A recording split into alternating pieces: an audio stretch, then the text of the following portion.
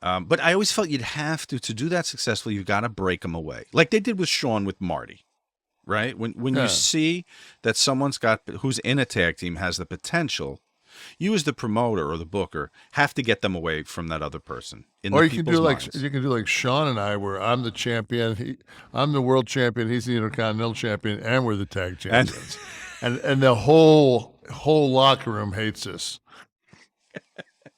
To the point where I mean I did shit in '77 in the business that with Sean. The Kliq.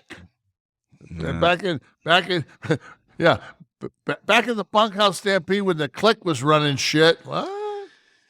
you you political. That was the word last week, right? Yeah, You just political. too political, you guys. So That this was that was Jericho. yeah, Jericho. But Jericho was too you've been political. called, you personally have been called political by almost every worker that we've featured talking about you, right?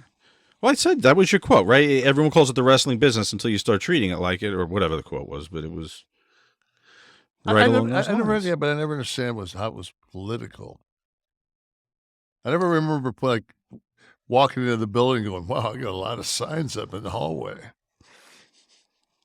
I'm going to stand in front of that ballot box with an AR-15 if you try to Exactly. put a voting car envelope in there. Hey, Bam Bam, I don't see any purple dye on your thumb. You need to get over there and vote.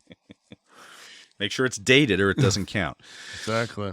And then we're in the Oh, Stampede. here we go. Here we go. We're in it. Damian Darling, your old friend, Hey. did you unblock him? Yeah. You did, okay. Was someone specific the go-to for putting together the Kliq's classic matches from WrestleMania 10 and 11, SummerSlam 94, Action Zone, etc.? Were they put together in the locker room, bar, car? Did it take days, hours, or on the fly? WrestleMania 10, that was, I want to think that was because we worked. I think that was put together probably Saturday night. I think we were in a hotel, Pennsylvania, or whatever, some shit hotel in Manhattan because we couldn't afford as a company to stay anywhere nice. Mm. Action Zone, we put that together on the fly. We did that in White Plains. We just put that together on the fly. I don't know what else SummerSlam 94. Was that the other ladder match? No, someone tell us. It had to be the other ladder match because it sure as fuck wasn't me and Mabel. So it was the other. It was the other ladder match. That was a lot. It was because that was when they couldn't use the. They were told not to use the ladder as weapons, and Triple H put a ton of that together in a Hampton Inn in Worcester. I remember. Okay. The original, no, that's it. That's the Diesel. That's the Diesel. I just saw that it was the Diesel Razor Ramon with Walter Payton. That was 94. Yeah, that was 94. That was the first. That was the. No, that's the SummerSlam 95.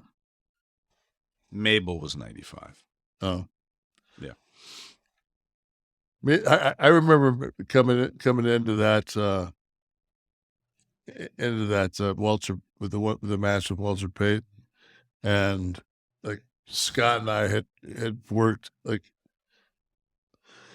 1,000 times with no days off, and we got there, and it was just like we just did like our kind of like what we would do if we were doing a garden house show. Like we didn't do, it was just like we were just trying to get through the night, which is horrible. I remember AJ's first WrestleMania, and I walked up to him. I said, and he was just like, "Fuck, man." He said, "I just, because they ran him ragged." He was just like, I just want to get through this." And I said, "No." I said, "That's what they do." I said, they rob you of these moments." I said, cherish this because one day you're going to be my age, knowing that you're never going to get out there again. And you'll wish to God that you savored, this moment that you have right now. And he said, well, go fuck yourself. I said, okay, I was just trying to help. The beginning of an angle. The original George Captor, subscriber of the podcast since day one. Love it. Wanted to ask Kev, who was his favorite referee to work with and why? I mean, Chio was always, I always thought he was great. Fucking Earl was real good on the false finishes. Robinson was great at WCW. Joey was great. God rest his soul. Morella? Yeah. But they all had something.